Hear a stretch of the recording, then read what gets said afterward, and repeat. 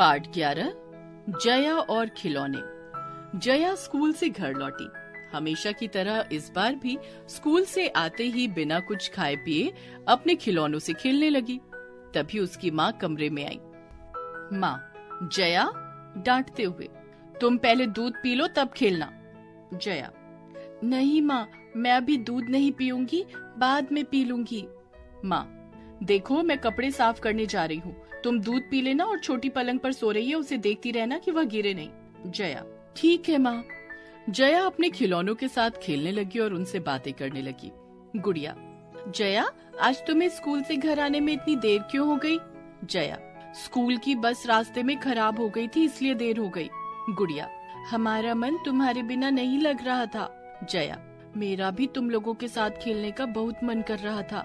मोटू भालू, तुमने दूध पी लिया? जया, नहीं, पी लूंगी। गोलू बंदर, जल्दी पी लो नहीं तो तुम्हारी माँ फिर से डांटेगी और हमें भी डांट पड़ेगी। जया, ठीक है। जया दूध पी लेती है। राजा शेर, जया हम घूमने कब जाएंगे? जया, अगले महीने गर्मियों की छुट्टियों में। जया अपने खिलौनों के साथ खेलने में बहुत खो गई। उसका ध्यान अपनी बहन छोटी पर नहीं रहा। वह पलंग पर खिसकते खिसकते किनारे आ गई और फिर नीचे गिर गई। धड़ाम! रोने की आवाज सुनकर माँ आई और उन्होंने छोटी को उठाया। माँ डांटते हुए, कहाँ ध्यान था तुम्हारा? तुम्हें बोल कर गई थी कि छोटी का ध्यान रखना, देखो इसके सिर पर चोट लग गई है। जया डरते हुए, माँ मैं तो। माँ, तुम बहुत लापरवाह हो गई हो। सर पर चोट लगने की वजह से छोटी को बहुत दर्द हो रहा था। वह रो रही थी। यह देखकर जया भी रोने लगी। माँ ने जया को चुप कराया। माँ छोटी को गोद में सुलाने लगी। गुड़िया, जया तुम उदास क्यों हो गई? जया, आज मेरे कारण मेरी बहन गिर गई, उसे चोट लग गई। मैंने अपनी माँ का दिल दुखाया। मैं अपनी माँ की अच्छी बच्ची नहीं हूँ।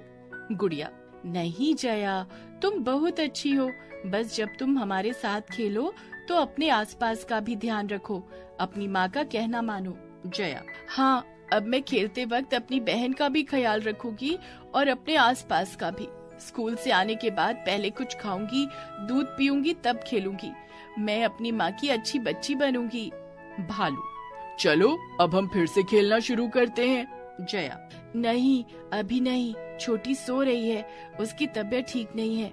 जब वह ठीक हो जाएगी तब खेलेंगे। सभी खिलौनों ने एक स्वर में कहा, ठीक है, हम दूसरे दिन खेलेंगे। जया के पापा छोटी के लिए दवा लाते हैं। यह देखकर जया के चेहरे पर मुस्कान आ जाती है। गुड़िया ताली बजाने लगती है।